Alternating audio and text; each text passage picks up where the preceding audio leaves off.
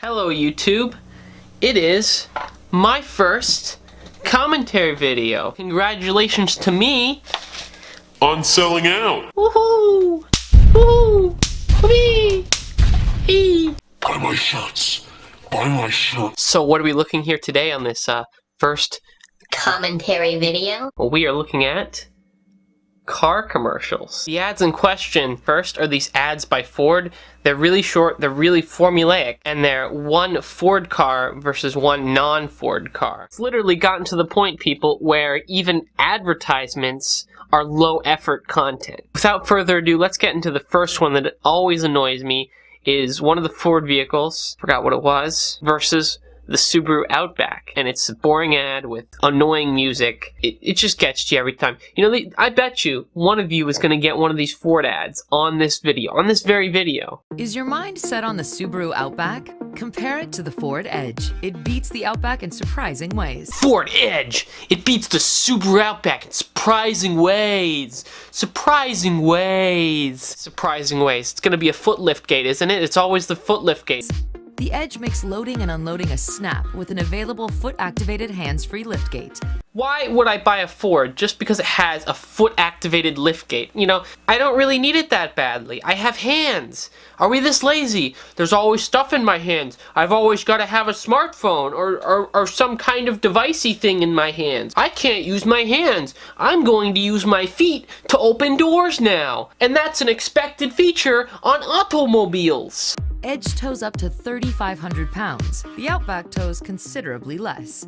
Okay, this is one of the actual facts that might make the Ford Edge look better than the Subaru Outback. But let's consider, can we really expect the Outback, a vehicle that has less power and less size, mass, to be towing more than the Ford Edge? And 3,500 pounds is not that much weight. 2,700 pounds is also, you know, not that much less than 3,500 pounds. And most people, I don't think, are going to be towing anything with their Subaru Outback. Maybe a pop-up camper, and that's not more than 2,700 pounds. That's actually a pretty good number, 2,700 pounds. You could tow a lot of vehicles with that. But I guess the Ford Edge has a little bit of an edge in this category. Kill me.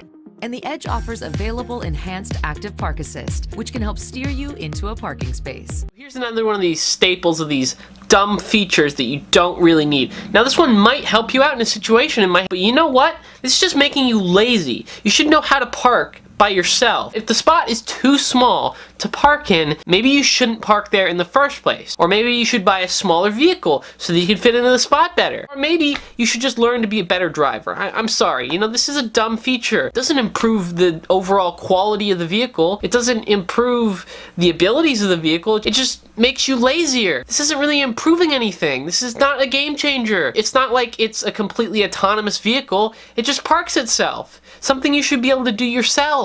I know you hate parking. I hate parking. But you're going to have to learn to do it if you want to be an adult and you want to drive your vehicle and you want to be responsible. You're going to have to park your vehicle yourself. You're going to have to know how to do this because not all vehicles are going to have active park assist. Plus, 97% of all Edge SUVs sold in the last 10 years are still on the road today. Now, I'm going to look this up and put the statistics on the screen. But this is a good stat. It's a good stat. But you notice something missing here? It's not compared with the Subaru stat. It's just saying that we have a good stat. I don't know about the context of this stat. You know, if I was a normie, a car normie, I wouldn't know at all what this stat has to do compared to other vehicles. Notice how it only says 10 years, the last 10 years. There are Subarus on the road that have been on the road 20 years, like my Subaru. There are Subarus on the road that are 30 years old, are 40 years old. What's the precedence to say that this Ford Edge has a better reputation than Subaru in terms of quality? It doesn't. It's just saying that it's okay. It's just saying that our car isn't absolute crap. Going further to add more inspiring features.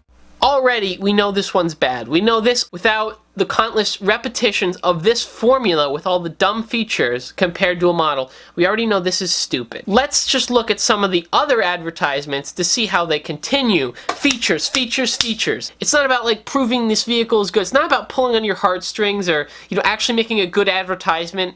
It's just absolute crap.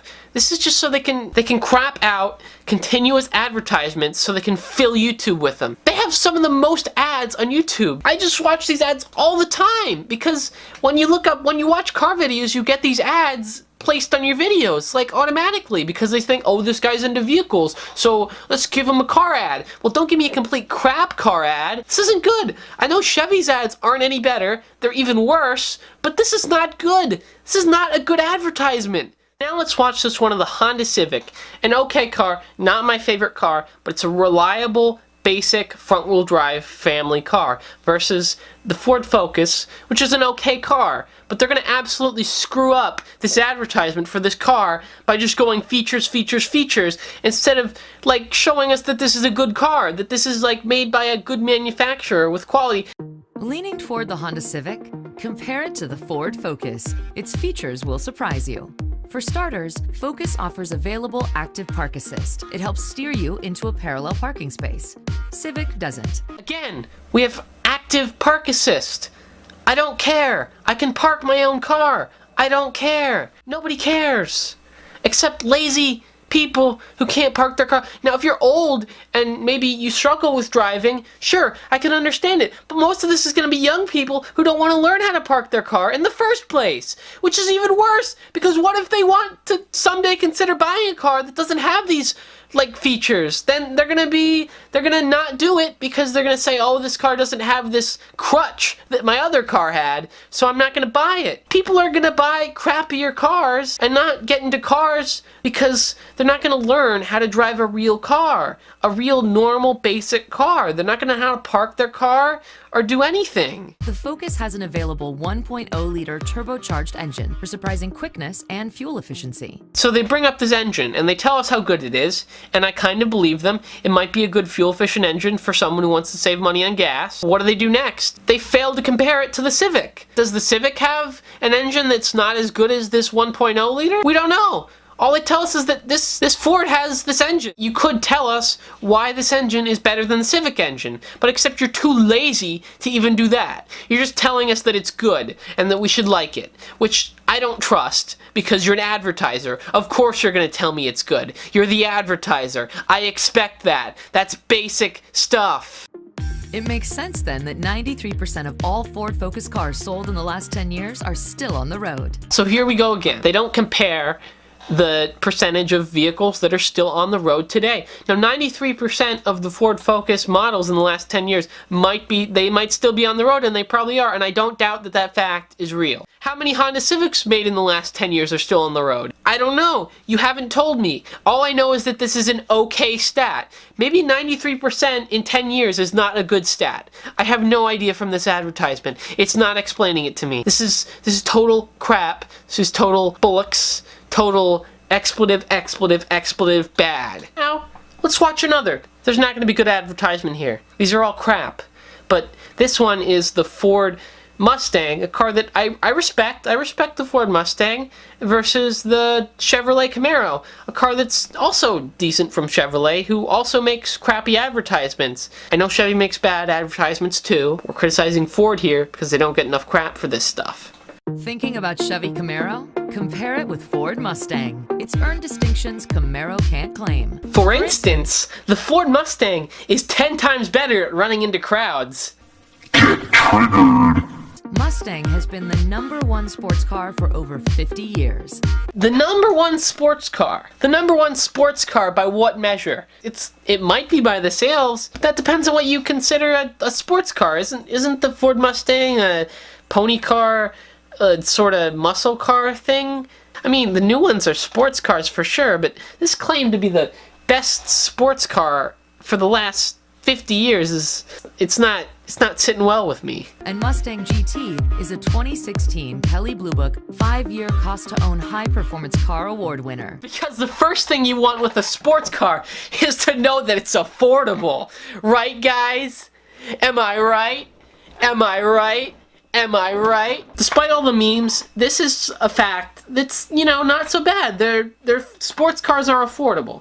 But are you sure that a Subaru WRX STI is not also an affordable vehicle to own? I don't see why they can claim this. The Ford Mustang is the only good, cheap, affordable sports car because that's not true. Plus, over 92% of all Mustangs sold in the last 10 years are still on the road today. Do you notice a trend here? First it started at 97% for the Ford Edge, then 93 for the Ford Focus, and now it's 92 for the Ford Mustang. Now, this number just keeps going down with each vehicle we see. Why don't they get me revved up to buy this Ford Mustang? They're not. They're just giving me these dumb facts that aren't even facts. So your ad is boring, and it's not correct. It's just, you can get it out. They can produce these advertisements in 0 time. This next one is about the Jeep Cherokee versus the Ford Escape. Into the Jeep Cherokee? Check out the Ford Escape. It has features you won't find on Cherokee.